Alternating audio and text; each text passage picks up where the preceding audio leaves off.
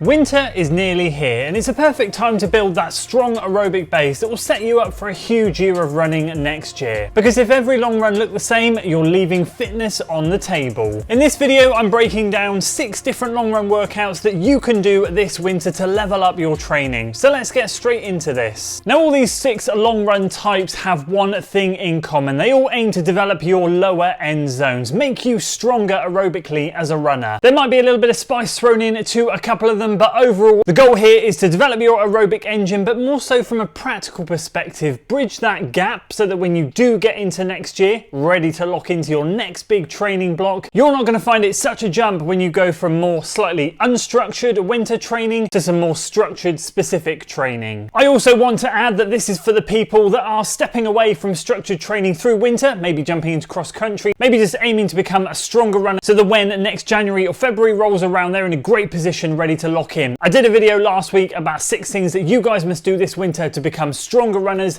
and this is another addition towards that. So we'll kickstart with the classic negative split long run. This is one of the most fun long runs that I find to do, and it just changes things up slightly from going out and doing a standard easy long run. First half easy, second half just pick up the pace a bit to a more of a steady or moderate effort. Now for me, what that tends to be, it falls halfway between easy and marathon effort, slap bang in the middle. And in terms of zones, I'm running zone 1 for my easy and then zone 2 for my steady. Now for me, steady miles are massively underused and underrated. For me, they've got me into some of the best shape of my life. In my more recent training, I've dropped a lot of steady running, mainly because I've been focusing more on some threshold based work, which has got me into really good shape. As I go into winter, I will be carrying on that style of training. However, I do incorporate steady running into one of those 3 workouts a week because I do enjoy it, and I do find that I get some big fitness gains from running in my zone 2 and just clipping along at a slightly more intense pace than easy. For me, it's also just great fun to do an out and back long run when you're doing these classic negative splits. You can head out, maybe go out just past halfway so that when you do spin and come back around, you can come back and finish in the same place, or just do one of your favorite loops and just pick things up in the second half. It's just a great bit of fun to add to your long run. Progression runs are next. You can do these in progressions in terms of kilometers each kilometer or mile you progress. You can do it in blocks of time, however you want to do it. I personally don't do enough of these, but I absolutely love them when I do them. I always aim to finish my progression runs just shy of or in and around marathon effort. So again, zonal perspective here, I'm working zones 1, 2 and 3, but we're going back to effort based to give you a couple of different perspectives. I'm going easy, steady, and then finishing just shy of that marathon effort. I talk about effort a lot because in training, sometimes it can be hard to hit paces based on fatigue, weather, the terrain you're running on. For me, I tend to run on a lot of undulating trails, so marathon pace to hit would mean my effort is higher than if I was out on the flat roads ticking along nicely. So I just go from an effort perspective. When I do like to do them, I love to cut them down mile per mile because I work in miles. But for a lot of my athletes, I love to give time chunks as well, and that's something I've done as well. Just cutting the paces down every 10 to 15 minutes, and depending on how long I prescribe that progression run for, depends on how quickly or how long those chunks of progression are. Once again, you're working all those lower zones, just getting a good stimulus in there and having a bit of fun picking up the pace as you go through the gears. Third one is a relaxed K-on, K-off style workout. This is slightly more intense than what we're going to be talking about in point number 4, which is some longer based intervals. This one, I like to start small with these and then build up over winter.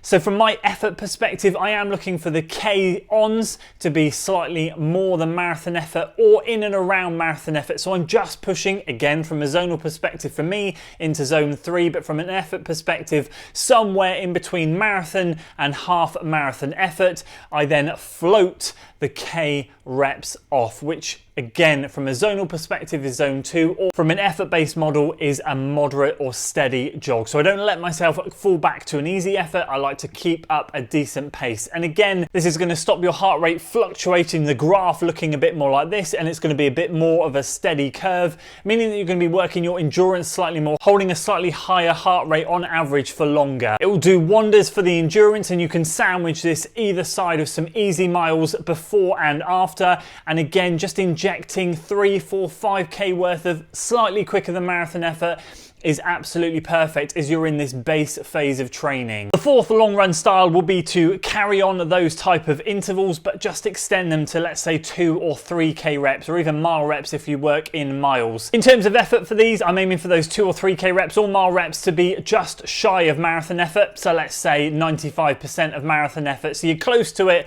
but you're not quite hitting it. And then once again, I'm floating those jog recoveries. They aren't really jogs, they're steady or moderate efforts. And once again, you can sandwich this between easy or steady miles. As you progress through winter, you can of course make the front and back steady, and then so permanently you're running in, from my perspective, zone 2, or from an effort-based perspective, always as a minimum at a steady moderate effort, and then you're just picking the paces up for these longer reps. Once again, as you can imagine, absolutely perfect for that endurance building and going to bridge that gap wonderfully for when you get into some marathon specific long runs into next year. Number 5, hilly long runs. These are such good fun to do in the off season. Pace goes out the window and it is a wonderful thing. You can just go and pick a nice undulating route, some relatively decent hills, making sure they're runnable of course. I'm not talking about power hiking hills, but stuff that's really going to make your legs strong at the end of the run. So in terms of pace, as I said, throw it out the window. You're going purely by effort here. You can do these at an easy effort. I tend to attack these at more of a steady effort and just aim to go by heart rate. Using another metric on these type of runs is kind of essential. Unless you're really good at going by feel, then again you're just aiming for that moderate effort. I tend to often glance at my heart rate a little bit more in these type of long runs just to make sure that I'm not getting carried away going up those hills. But ultimately, you string a few of these back to back to back when you're ready to layer on some specific work in that new year, and your legs are going to be so much stronger than they were before you started this winter training. And the 6th one I want to mention is throwing in some surges into your long run, or even some mid-run hill reps. Now this is what I did a lot through summer, not necessarily the surges, but the mid-run hill reps. So what I'm talking about here is at the beep of your watch, get your first kilometre or mile done nice and easy. The second it beeps to go into that second mile or kilometre, throw in a 30-second surge and make those surges around about a 10k sort of effort. I'm not talking about hitting paces, I'm not talking about hitting that kind of almost stride level effort, I'm just talking about throwing down something relatively decent. You're going quicker than marathon effort for sure, and this is where you're adding in that little bit of spice. You can do that throughout your 10, 12, 14k run. You're going to get 10, 12 or 14 little surges into your run. It's going to be great, and ultimately what we're aiming to do is your heart rate will elevate during those surges, but then you're looking for it to drop back down. As that run goes on, you're going to see how your heart rate drifts, and I guarantee you at the start of winter compared to the end of winter, your heart rate will be a lot more stable at the end when you've done this for a long period of time, plus all the other long run workouts, and you're not going to find that overall it drifts up quite so high. An alternative to this, and what I was doing all through summer, was doing a long run. I was covering around 13 miles or so, getting the most part of that long run done. I was covering about 6 to 7 miles. Then I would go into 20 times 30-second hills at a sort of threshold effort.